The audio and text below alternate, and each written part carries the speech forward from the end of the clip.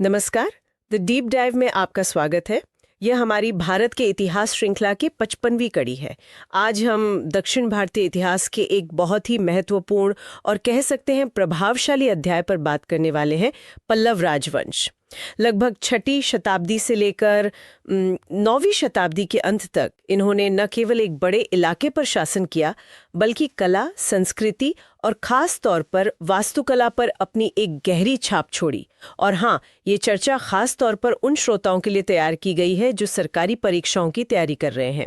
हम कोशिश करेंगे कि इसे एक फोकस स्टडी सेशन जैसा रखें, जिसमें महत्वपूर्ण तथ्य और परीक्षा के नज़रिए से जो ज़रूरी पहलू हैं उन्हें हाईलाइट करें।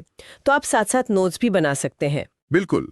पल्लवों का महत्व सिर्फ उनके लंबे शासन काल तक ही सीमित नहीं है। असल में उनकी जो असली विरासत है वो द्रविड़ संस्कृति और खासकर मंदिर वास्तुकला को आकार देने में है।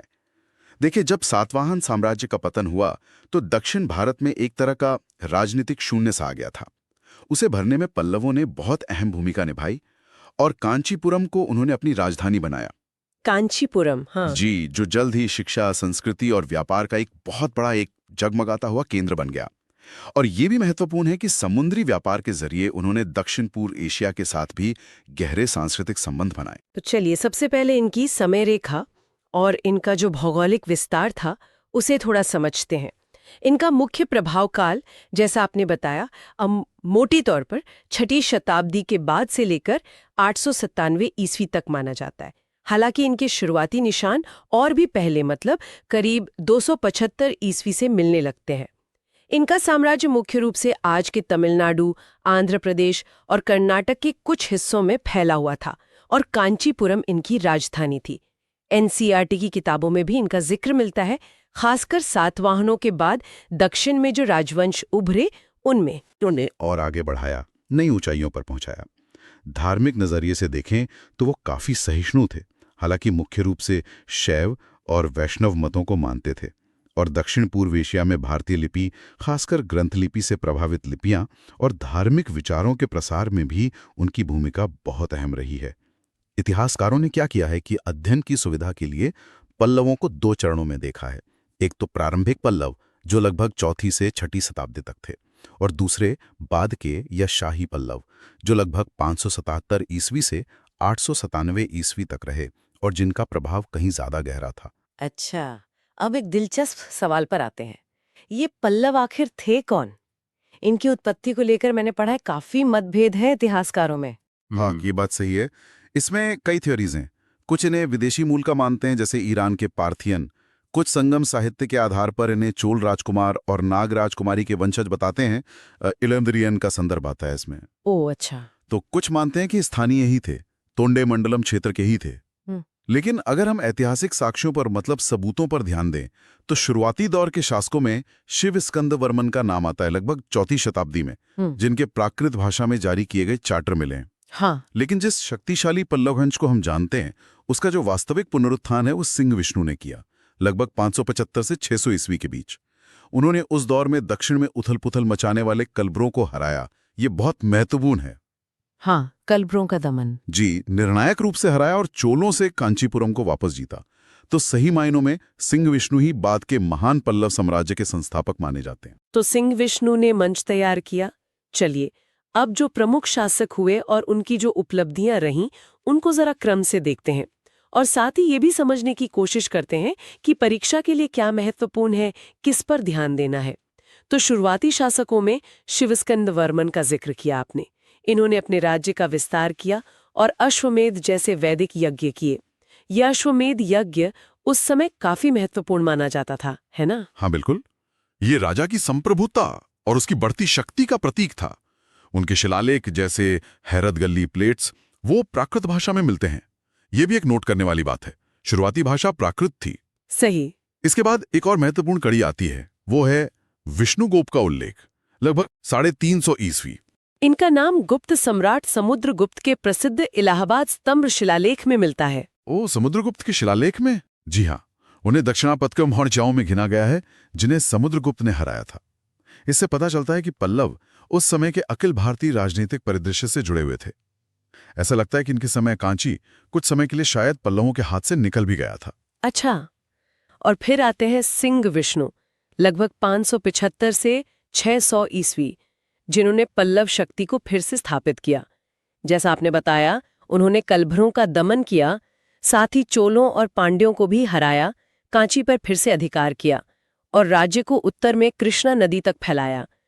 इनके बारे में ये भी याद रखना चाहिए कि ये वैष्णव धर्म के अनुयायी थे। हाँ, और संस्कृत भाषा के महान संरक्षक भी थे। सिंह विष्णु के पुत्र और उत्तराधिकारी थे महेंद्रवर्मन प्रथम, लगभग 600 से 630 ईस्वी। ये पल्लव इतिहास के सबसे बहुमुखी, मतलब वर्सटाइल और दिलचस्प शासकों में से एक हैं। वो सिर्फ एक राजा ही नहीं थे, बल्कि एक महान निर्माता, संगीतकार और नाटककार भी थे। हाँ, उनकी उपाधियां भी थीं कुछ ऐसी, विचित्र चित्त। बिल्कुल, विचित्र चित्त यानी अनोखी विचारों वाला और गुण भर। ये उपाधियां उनकी बहुमुखी प्रतिभा को ही दर्शाती हैं। और एक बहुत महत्वपूर्ण बात इनके बारे में ये है कि वे शुरुआत में जैन धर्म के अनुयायी थे, लेकिन बाद में शैव संत अप्पार के प्रभाव में आकर शैव बन गए। ये बदलाव भी काफी अहम है। और महेंद्रवर्मन प्रथम का सबसे बड़ा योगदान शायद वास्तुकला के क्षेत्र में था, वो शैल कर्तित मंदिर। हाँ, बिल्कुल सही। उन्होंने ही दक्षिण भारत में पहली बार चट्टानों को काटकर मंदिर बनाने की शुरुआत की, जिसे महेंद्र शैली कहा जाता है।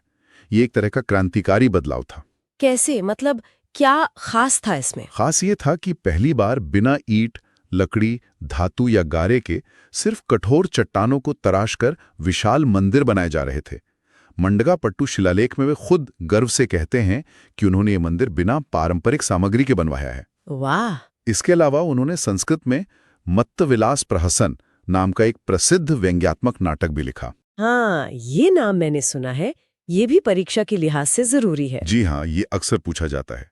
ये उस समय के धार्मिक पाखंड पर एक तरह का कटाक्ष है। हालांकि ये भी है कि उन्हें अपने शासनकाल के अंत में चालुक्य राजा पुलकेशिन द्वितीय के हाथों एक बड़ी हार झेलनी पड़ी, जिससे पल्लव राज्य की उत्तरी सीमाएं थोड़ी सिकुड़ गईं। अच्छा, तो महेंद्रवर्मन प्रथम की हार का बदला फिर उनके पुत्र ने लिया, नरसिंहवर्मन प्रथम, जिन्हें मम्मल यानी महान योद्धा के नाम से भी जाना जाता है, लगभग 630 से 668 ईस्वी। बिल्कुल, वे शायद पल्लव वंश के सबसे शक्तिशाली सैन्य शासक थे। उन्होंने न केवल चालुक्य राजा पुलकेशिन द्वितीय को हराया, बल्कि उनकी राजधानी वातापी यानी आज का बादामी पर चढ़ाई करके उस पर कब्जा कर लिया। वातापी पर कब्जा, ये तो बड़ी बात थी। बहुत बड़ी बात, और उसे तहस नहस कर दिया। इसी शानदार जीत की याद में उन्होंने वातापी कोंड यानी वातापी का विजेता की उपाधि धारण की। वातापी कोंड, ये उपाधि भी नोट करने लायक है। जरूर। और सिर्फ युद्ध ही नहीं, नरसिंहवर्मन प्रथम मम्मल एक महान निर्माता भी थे। उन्होंने कांचीपुरम के पास समुद्र तट पर मामल्लपुरम या महाबलीपुरम शहर की स्थापना की। मामल्लपुरम, हाँ, वो रथ मंदिर वगैरह वही है ना? जी हाँ, वही। आज यूनेस्को विश्व धरोहर स्थल है वो।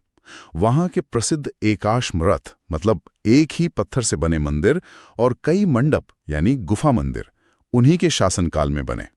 और एक और महत्वपूर्ण बात, प्रसिद्ध चीनी बौद्ध यात्री ह्वेनसांग ने इन्हीं के शासनकाल में कांचीपुरम की यात्रा की थी। ह्वेनसांग? अच्छा, हाँ, और उन्होंने वहां के वैभव और शिक्षा के केंद्र का काफी विस्तार से वर्णन किया है अपने लेखों में। नरसिंहवर्मन प्रथम के बाद क्या हुआ?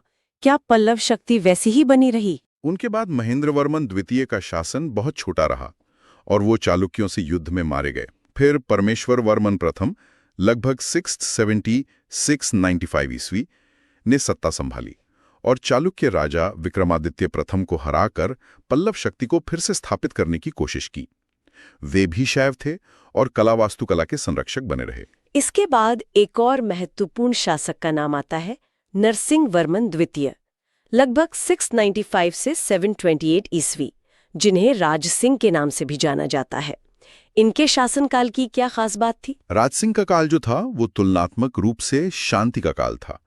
मतलब इस दौरान युद्धों की जगह कला और वास्तुकला पर ज्यादा ध्यान दिया गया। उन्होंने चट्टानों को काटने की बजाय पत्थरों को जोड़कर मंदिर बनाने की शुरुआत की। ओह, तो ये संरचनात्मक मंदिर कहलाए। बिल्कुल, स्ट्रक्चरल टेम्पल्स। यहीं से द्रविड़ मंदिर वास्तुकला में ऊंचे विमान यानी गर्भगृह के ऊपर जो मीनार जैसी संरचना होती है और भव्य गोपुरम यानी प्रवेश द्वार, इनका विकास शुरू हुआ। मामल्लपुरम का प्रसिद्ध शोर टेम्पल यानी तट मंदिर और कांचीपुरम का शानदार कैलाशनाथर मंदिर, ये राज सिंह की ही देन है। कैलाशनाथर मंदिर कांची का? हाँ, बहुत प्रसिद्ध है। जी। उन्होंने चीन में राजदूत भेजकर कूटनीतिक संबंध भी स्थापित किए। तो ये शांति और निर्माण का दौर था। हम्म। लेकिन क्या ये हमेशा बना रहा? दुर्भाग्य से नहीं। राज सिंह के पुत्र परमेश्वर वर्मन द्वितीय, उनकी मृत्यु बिना किसी उत्तराधिकारी के हो गई। इससे सिंहासन के लिए एक संघर्ष सा छिड़ गया। अंत में राज परिवार की ही एक समानांतर शाखा थी, कड़वकुल, उसके नंदीवर्मन द्वितीय पल्लव मल्ल को चुना गया। इनका शासनकाल लगभग 731 से 796 ईस्वी तक रहा। पल्लव मल्ल, इनका शासनकाल तो काफी लंबा रहा, करीब 65 साल। हाँ, बहुत लंबा शासनकाल था। उन्होंने कांचीपुरम में सुंदर वैकुंठ पेरुमल मंदिर बनवाया। इस मंदिर की दीवारों पर पल्लव इतिहास से जुड़े दृश्य उकेरे गए हैं, जो बहुत महत्वपूर्ण हैं। अच्छा। हालांकि उन्हें अपने इस लंबे शासनकाल में राष्ट्रकूटों, चालुक्यों और पांड्यों के लगातार आक्रमणों का सामना करना पड़ा, लेकिन वो पल्लव सत्ता को बनाए रखने में काफी हद तक सफल रहे। तो नंदीवर्मन द्वितीय के बाद क्या पल्लव साम्राज्य का पतन शुरू हो गया? हाँ, कह सकते हैं। उनके बाद के जो शासक हुए, जैसे दंतीवर्मन, नंदीवर्मन तृतीय, नृपतुंग वर्मन, वो लगातार बाहरी हमलों और अंदरूनी संघर्षों से जूझते रहे। राष्ट्रकूट और पांड्य लगातार उन पर दबाव बना रहे थे। पल्लव शक्ति धीरे धीरे कमजोर होती गई और अंततः जो अंतिम ज्ञात पल्लव शासक हैं, अपराजित वर्मन, लगभग 880-897 ईस्वी। अपराजित वर्मन? हाँ, उन्हें लगभग 897 ईस्वी में थिरुपुरम्बियम के युद्ध में माथवाकांक्षी चोल शासक आदित्य प्रथम ने हरा दिया और पल्लव क्षेत्र को चोल साम्राज्य में मिला लिया, और इसी के साथ पल्लव राजवंश के शानदार अध्याय का अंत हो गया। ये तो थी शासकों की कहानी, उतार चढ़ाव भरी। अब अगर हम पल्लवों के समग्र योगदान को देखें तो सबसे पहले दिमाग में तो उनकी वास्तुकला ही आती है। ये कहना गलत नहीं होगा कि उन्होंने दक्षिण भारतीय मंदिर वास्तुकला को एक नई दिशा दी, एक तरह से नींव रखी। बिल्कुल, 100%। शैल कर्तित गुफाओं और रथों से लेकर विशाल संरचनात्मक मंदिरों तक का उनका जो सफर है वो अद्भुत है।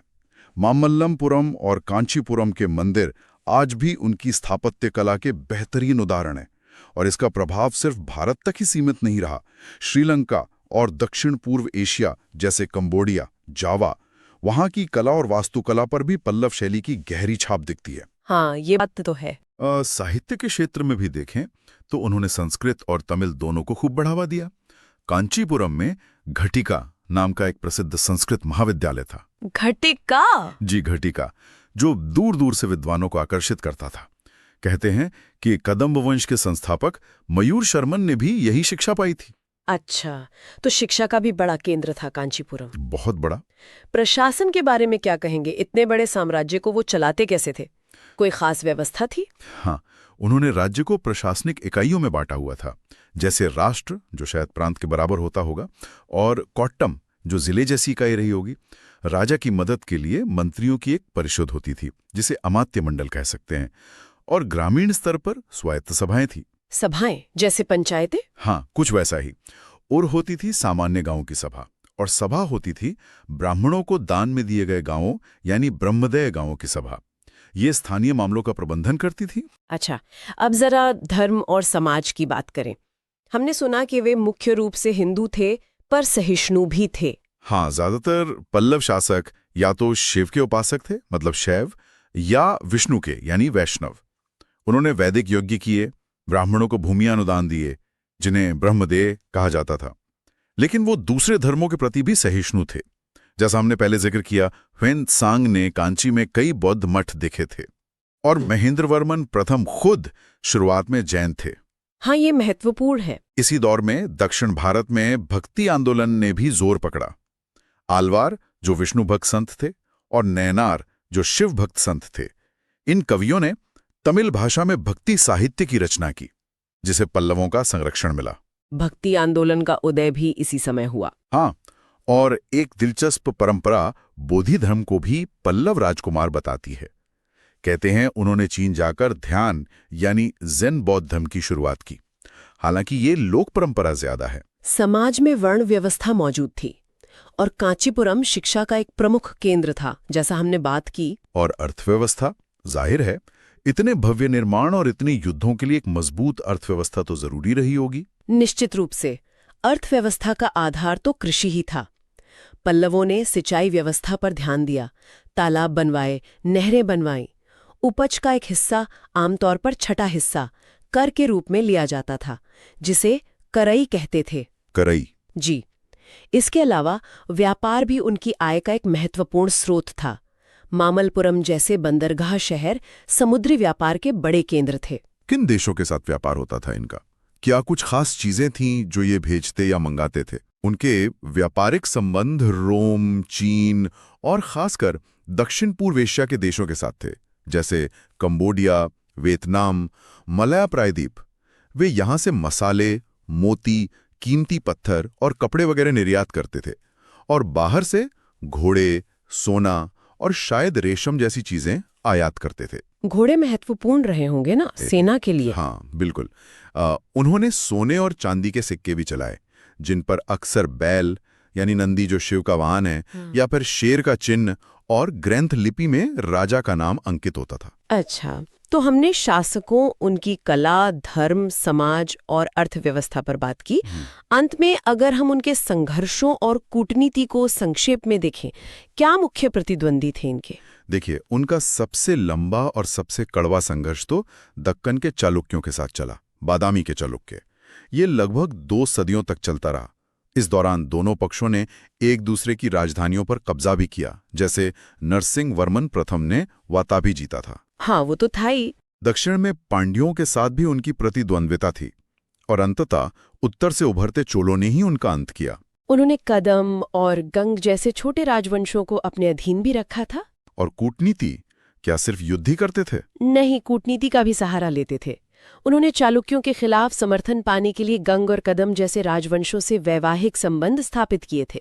नरसिंहवर्मन प्रथम ने श्रीलंका के राजकुमार मानावर्मा को सैन्य सहायता दी थी, और राज सिंह ने तो चीन में अपने दूतमंडल भी भेजे थे, जैसा हमने पहले बात की। बहुत बढ़िया। ये तो काफी विस्तृत चर्चा हो गई पल्लवों पर, जैसा कि हमने शुरू में वादा किया था।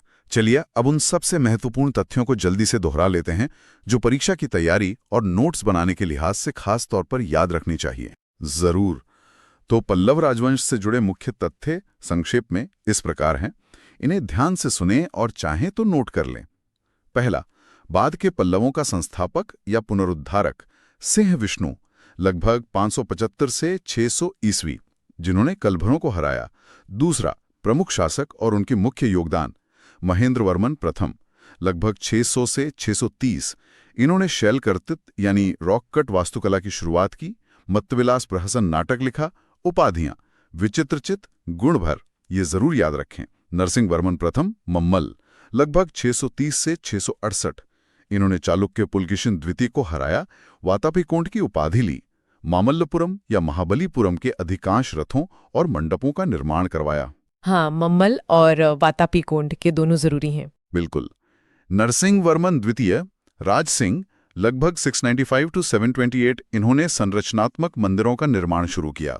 मामल्लपुरम का शोर टेम्पल और कांची का कैलाशनाथर मंदिर बनवाया, चीन में दूत मंडल भेजा। नंदीवर्मन द्वितीय, पल्लवमल, लगभग 731 से 796, इन्होंने कांची का वैकुंठ पेरुमल मंदिर बनवाया।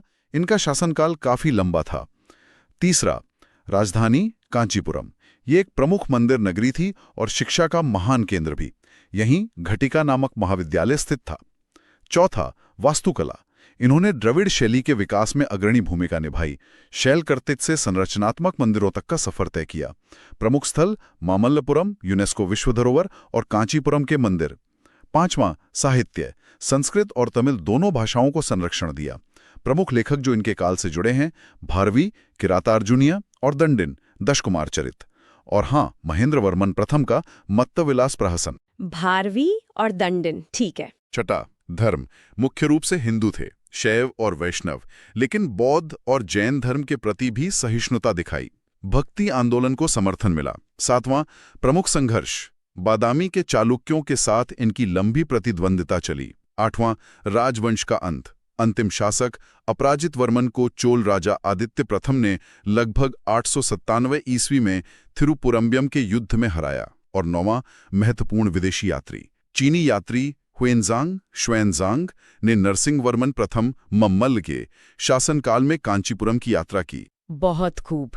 ये तो एकदम सटीक पॉइंट्स हो गए रिवीजन के लिए। तो ये थी पल्लव राजवंश पर हमारी केंद्रित चर्चा। दक्षिण भारत के इतिहास का एक ऐसा सुनहरा दौर जिसने संस्कृति, कला, वास्तुकला और राजनीति के क्षेत्र में वाकई बहुत गहरी छाप छोड़ी। हमें उम्मीद है कि ये संरचित अवलोकन आप सभी के अध्ययन और रिवीजन में मददगार साबित होगा। बिल्कुल।